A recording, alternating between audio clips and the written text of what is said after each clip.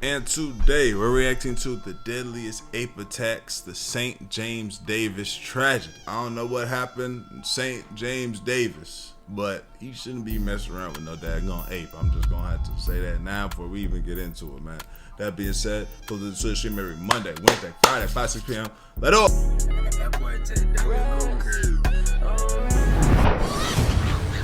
Oh yeah, it's over with. GG's. Big ape crawling on the front of your car is already over with, bro. Your life has probably already concluded. I can't lie to you. Pet chimpanzee has attacked my daughter. She's bleeding profusely, and the animal has to be shot. It has attacked my 50-year-old daughter. She needs an ambulance. On this terrifying day, Tamara Bogatti and her daughter narrowly avoided death when their pet chimp, Buck, finally snapped.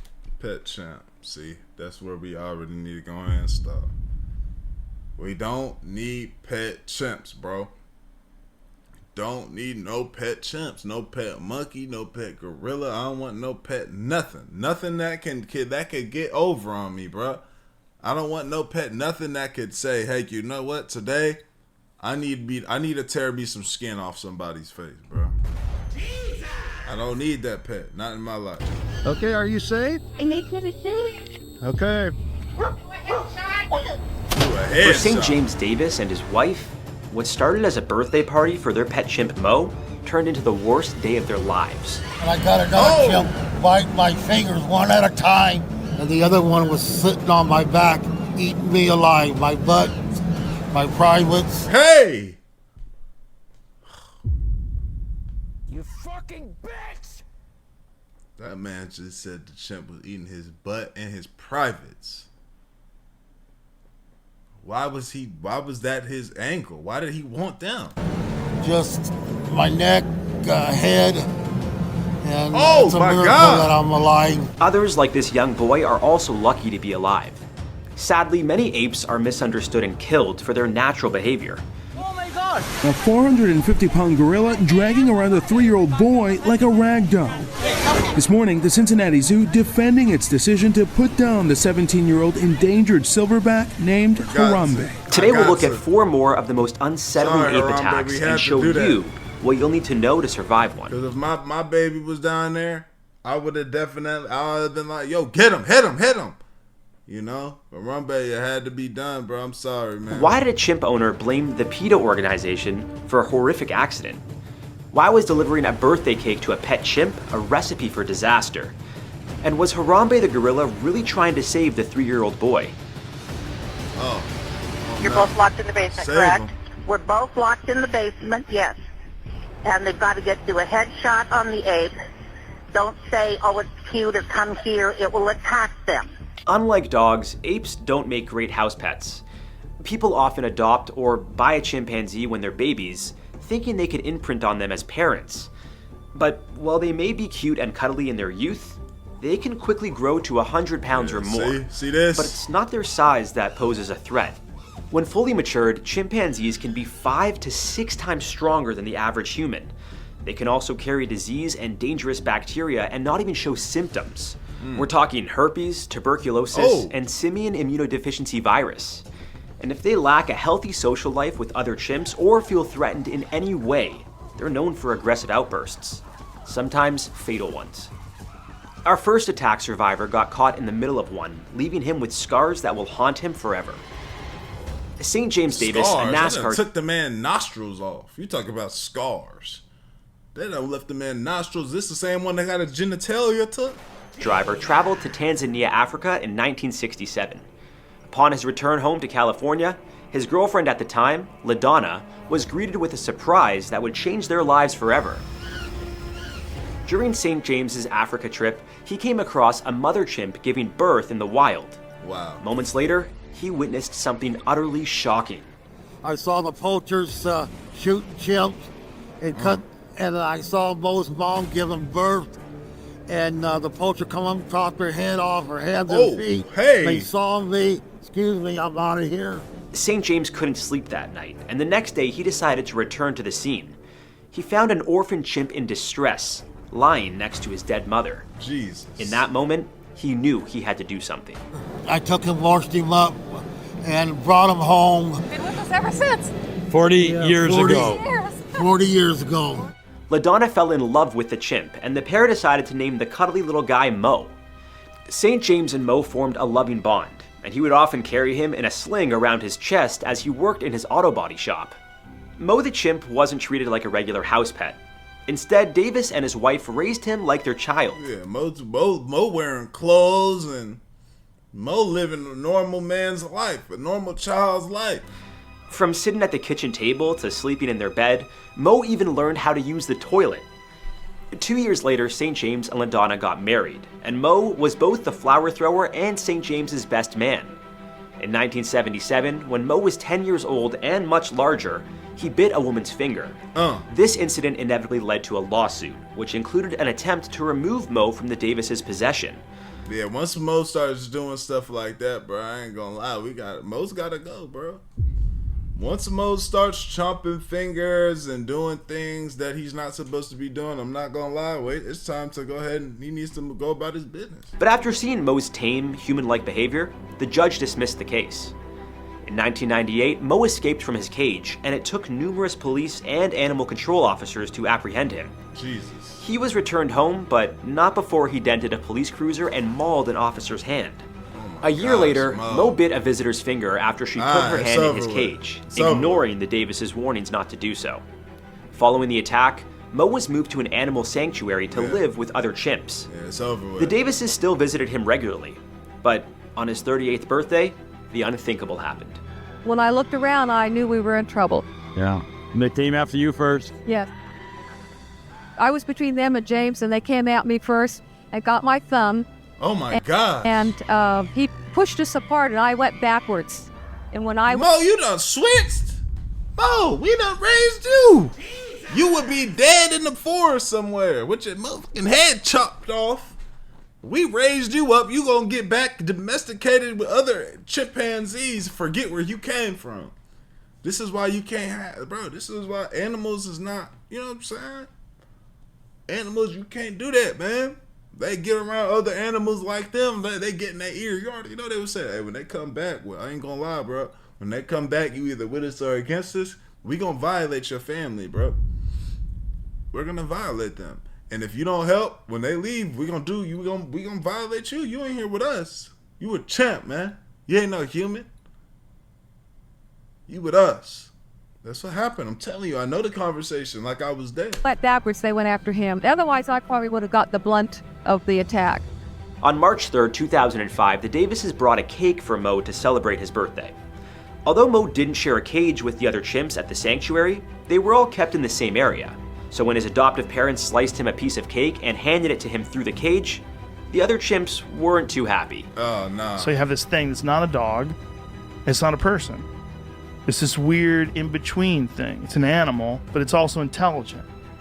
And so when you do something for someone else, but you don't do something for them, they get rage. Like horrific. What? I need cake. Big rage. Before they knew it, two male chimps had broken out of their cage and started to attack LaDonna broken out. Oh, no. and St. James. St. James pushed LaDonna under a nearby table and saved her life, but at a significant cost to his own. He stuck his thumb in my eye and peeled off the side of my face over my other side of the face. Then he drugged me, bit off my heel, and he drugged me down a hill 30 feet. You know, so impacted with dirt and mud. It took him a long time to really clean me up.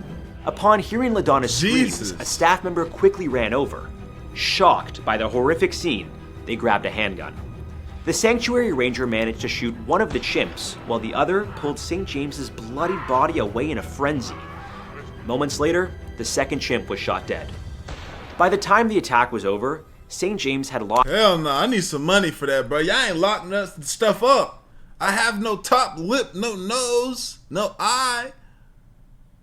I'm barely alive. What is a life worth living like this? Lost his nose. Mo, help. You see them doing this to your family, bro. Right eye. I was wrong about the fingers, first situation. Testicles, and even pieces of his lips, cheeks, buttocks, and foot. Thankfully, because of her husband's quick thinking, LaDonna only walked away from the horrific incident with a missing thumb. Craig Stanford, a professor of anthropology and biology at the University of Southern California, argued that the attack was to show Mo, the new male chimp, who was in charge. The two male chimps couldn't attack him, so instead, according to Stanford, they attacked the first individuals they came across who were in their immediate territory. That's some bitch-ass niggas, bro. That's some weak-ass shit.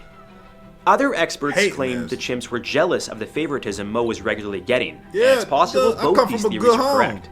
St. James needed more than a dozen surgeries and stayed in hospital for 5 months. He was put in a medically induced coma and, at one point, was fighting for his life. Since then, he's been confined to a wheelchair and can't see out of his right eye. He also doesn't have full use of his hands. After his recovery, the Davises regularly visited Mo at his new home. Oh, no. I'm terrified of chimps after that. Mo, did you get back? Oh wait, yeah. A sanctuary in the San Bernardino Mountains. But in 2008, he managed to escape. Mo broke off the steel welds of his cage and was never seen again. The Davises were heartbroken, not knowing what happened to the chimp they had raised for nearly 40 years. All of that to look like this now. And for the chimp to have escaped anyway, to never be seen again. Mo, damn. You ain't even come back to the crib or nothing. Surviving a chimp attack like this is next to impossible unless you have a gun or other weapon to defend yourself with. It's just not worth it, bro. Something former chimp owner Tamara Brogatti knew all too well. Police say the chimpanzee's owner, Tamara Brogatti, was seeking shelter from the pet chimp inside her home. Tamara brought Buck the chimp home to her ranch in Oregon in 2004 when he was just 21 days old. For years, he was able to roam around freely and was treated as a regular house pet. That is until 2010, when Oregon passed a law banning the possession of dangerous animals, including chimps. However, because Tamara had owned Buck before the law came into effect, she wasn't required to give him up. PETA was fighting to have Buck moved from the Brogatti home to a proper animal sanctuary, and in April 2021, they filed several complaints to the Oregon Department of Agriculture. This PETA, if you don't get off your dick, bro, I've been having my chin. See, now I got to flip sides. Y'all over here worried about my situation, bro. Y'all go live y'all life, bro. I don't have to give up my animal. Led to an investigation, and on June 16, 2021, the city told Tamara she had 6 months to fix the issues, which included no longer allowing Buck to roam freely around her property. Just 4 days later, authorities received an emergency call. Nah, hell nah. So everything was good. Everything was good. He was living everything right. Then now you're telling me I had to put my animal in a cage. It's over with. Y'all, this is y'all's fault my animal's gone, man. From the Brogatti's home.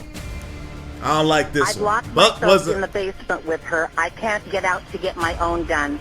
Okay. On the patio, you're going to have to do a headshot.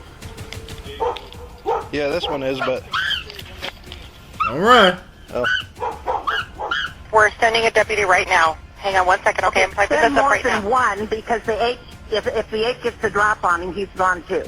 I've never seen anything like this. Buck escaped his enclosure after Tamara's daughter forgot to lock his gate. This was when he attacked, biting her torso, arms, and legs. When police arrived on the scene, Buck was out front, and Tamara told them again that he needed to be put down. Okay, are you safe? Yes, I need you to shoot him. Okay.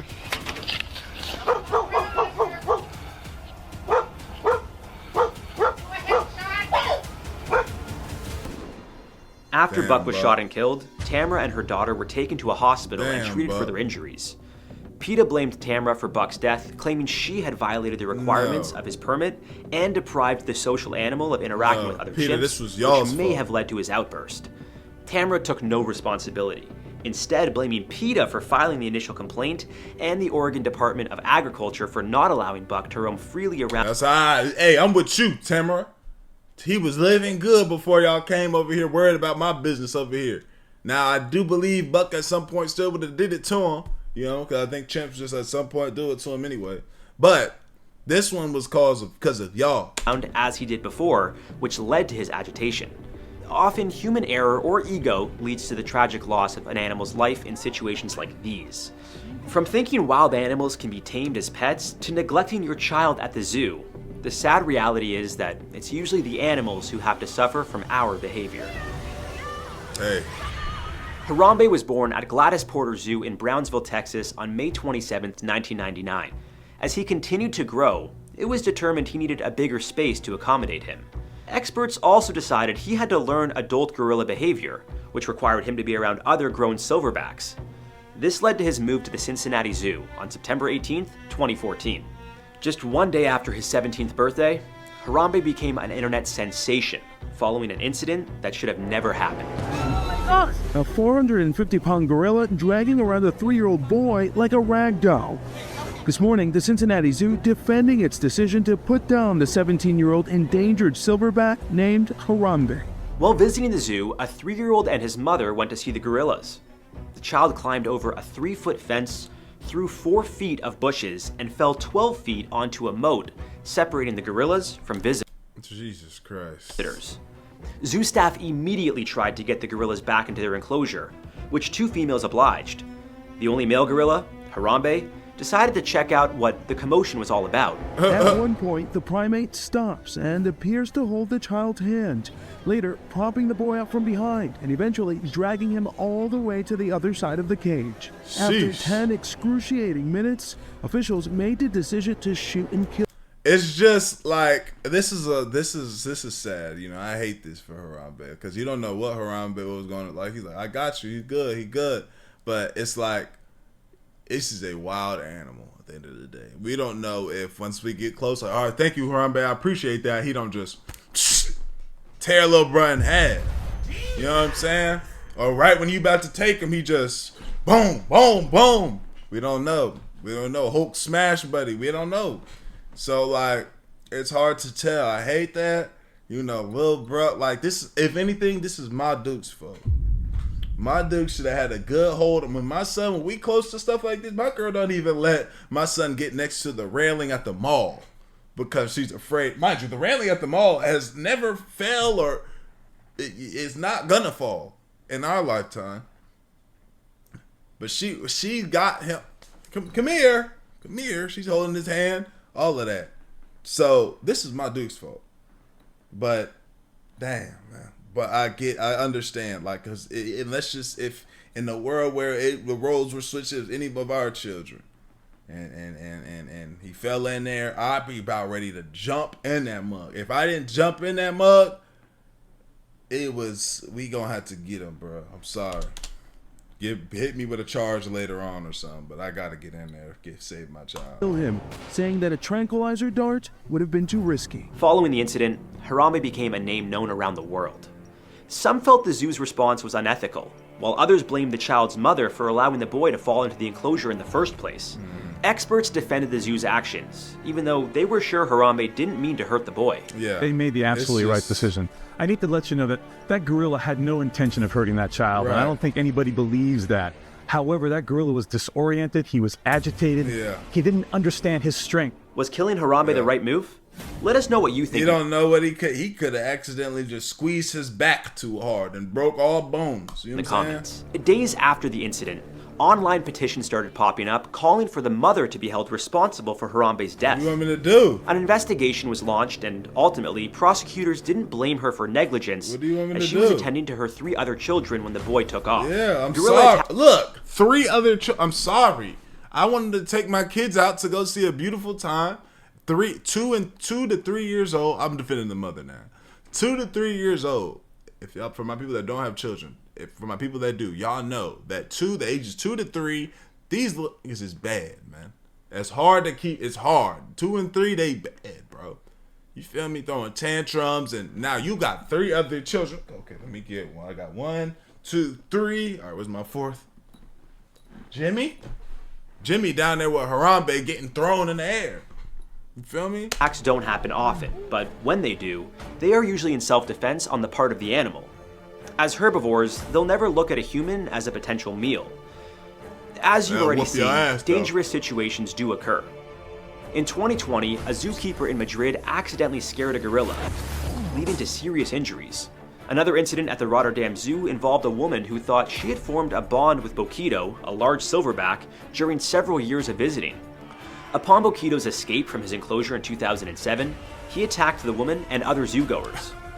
Gorilla survival tips are simple. Keep your distance. Don't look them in the eye, as this could be mistaken as a challenge. And never show your teeth, as that smile of yours will be seen as a sign of aggression. Even though the average gorilla can weigh nearly 500 pounds and be up to 20 times stronger than the average human, they're not as dangerous as some other wild apes. Even the primates that seem harmless can do serious damage.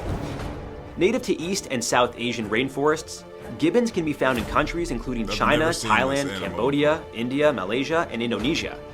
They're known for having long arms, some reaching 5 feet in length, and large, sharp canines that can inflict severe damage to any. Are these the ones that be stealing people's glasses off their face? I'm never going near those, bro. The ones that be like grabbing stuff out your hand in your pocket and running off? Yeah, I'm not going like that. I'm gonna just keep my distance. They may perceive as a threat. Although not as strong as a silverback gorilla, gibbons can swing their bodies from branch to branch, jumping distances of up to 50 feet.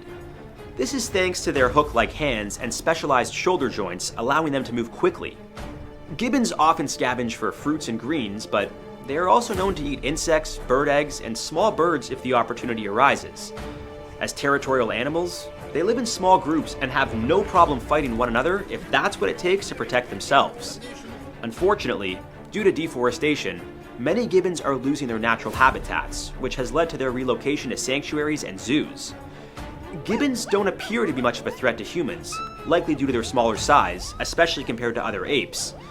They are usually just over 2 feet long, with the largest species, the siamang, reaching 3 feet and weighing around 26 pounds. That said, they are still wild animals and can do some serious damage when provoked, something a couple of zoo visitors learned the hard way in 2011. After escaping from its enclosure at the Malacca Zoo in Malaysia, a gibbon bit a 5-year-old girl's ankle and then grabbed a 3-year-old boy, biting off a piece of his thigh. Oh! The 5-year-old had minor wounds that didn't appear serious, but the boy was rushed to hospital with severe injuries. Aside from his thigh, the boy also had injuries to his face. His mother, Anita Soleiman, explained, "I saw my husband grappling with the gibbon. A visitor came to his aid and hit the gibbon, forcing it to release the child. He lost a lot of blood. I fear my son will be scarred and traumatized for life." Absolutely. The zoo's director, Ahmed Azhar Mohammed, didn't confirm how the ape had escaped its enclosure, but suspected unruly visitors provoked it. If you encounter a gibbon in the wild, it will likely try to avoid you. But if it does attack, you'll want to fight back, as they are small but mighty. By now, you clearly understand why keeping an ape as a pet is not a good idea. Yeah, you don't gotta tell me. I know, it was already not gonna happen. That being said, would y'all keep one? Like the video, sub up, comment that bitch, the channel. I appreciate your great, we gone. ADD, let do it.